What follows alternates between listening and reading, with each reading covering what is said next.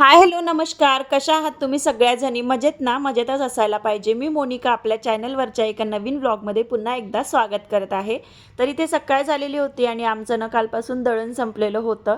तर मी 2 दिवसाच्या आधीच घेऊन येते. तरीसुद्धा ना आता ऊन असल्यामुळे कसं असते, की इकडल्या रूममध्ये अजिबात बसावंसं वाटत नाही. खूप दिवसभर वाफा चालते, झावा जे म्हणतो ना आपण ते चालते. त्यामुळे ते राहून गेलं तर राहूनच गेलं. म्हटलं चला आता पटकन करून घेते जेणेकरून संध्याकाळी दळून आणता येईल. आता कसंही काहीही बनवलं तरी होऊन जाईल. तर इथे ना आम्ही तिघांनी मिळून गहू साफ केले. म्हणजे तिघांनी मिळून म्हणजे मीच केले होते. पण त्या दोघांना ना थोडीशी एक युक्ती लावावी लागते एकत्र बसायची. म्हणजे एक नुसतं एका जागेवर बसायची, नाहीतर ते इकडून तिकडे, तिकडून इकडे बाहेर जायचं, आतमध्ये यायचं असं ना आता उन्हाळभर चालूच राहणार आहे.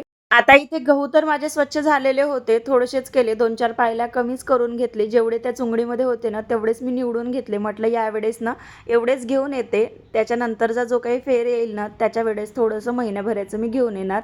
तर आता ते स्वच्छ करून घेतले. आता एका बाजूला ते बांधून ठेवून देते, जेणेकरून मुलं ना आणखी त्याच्यामध्ये हात टाकून इकडे-तिकडे ते पसरवणार नाही. तोपर्यंत मुलांना ना अंडे जे आहेत ते बॉईल करून दिलेले होते.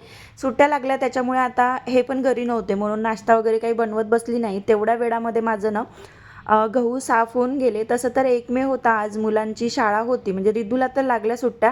स्मितूची स्कूल होती, पण 7:30ला जायचं आणि 8:30 पावणे 9ला रिटर्न घेऊन यायचं.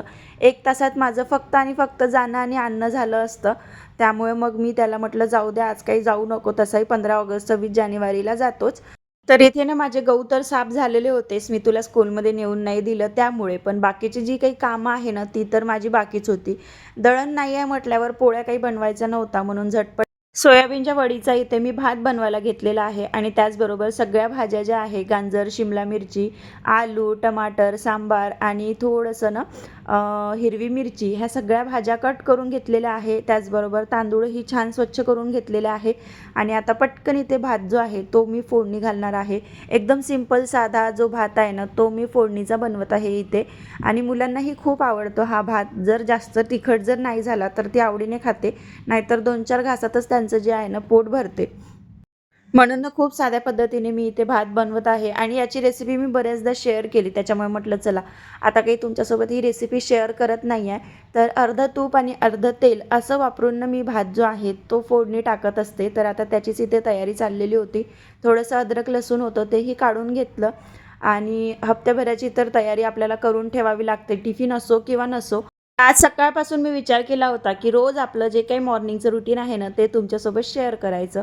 पण मनामध्ये गोंधळ हा चालू होता, की माझ्या घरचं ना दळण संपलेलं आहे. मला गहू स्वच्छ करायचे आहे आणि कामामध्येच माझे 12-1 वाजून जाते जेवणं खावणं होतपर्यंत.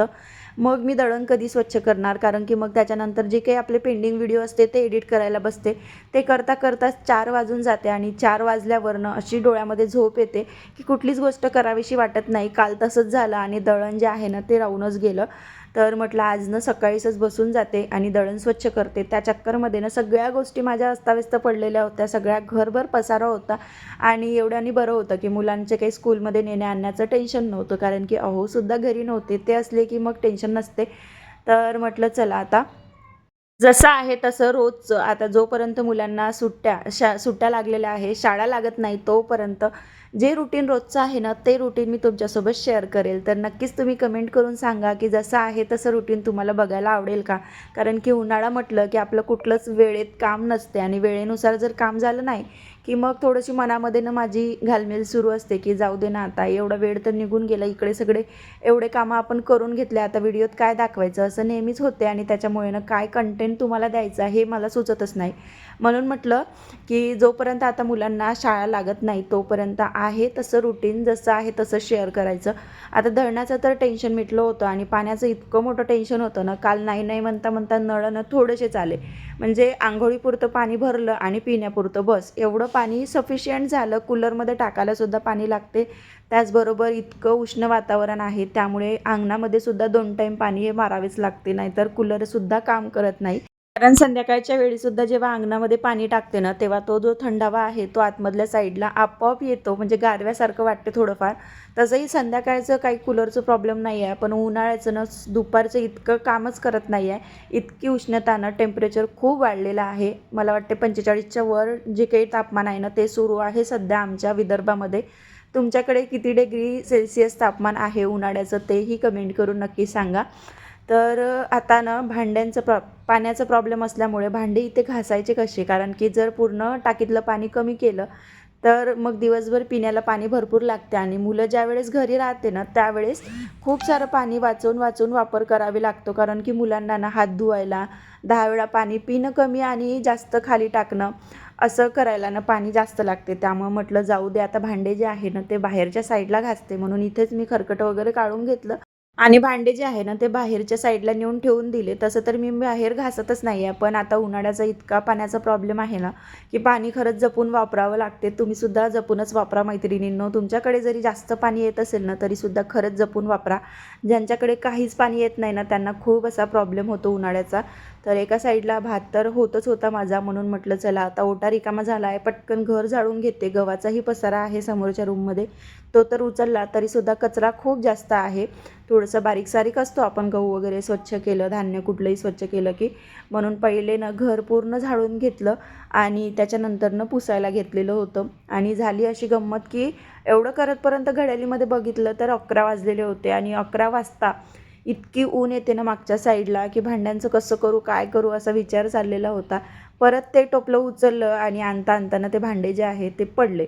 त्याच्यामुळे पुन्हा ते उचलले आणि मग म्हटलं जाऊ दे, आता काही एवढं लोड घेत नाही, कारण की आतमधल्या साईडला जरी भांडे घासायचे असते ना तरीसुद्धा ते जे भांडे आहे ना बकेटमध्ये पाणी आणूनच धुवावे लागले असते. म्हटलं एवढं तामझाम करण्यापेक्षा इव्हनिंगलाच सरळ घासून घेईल.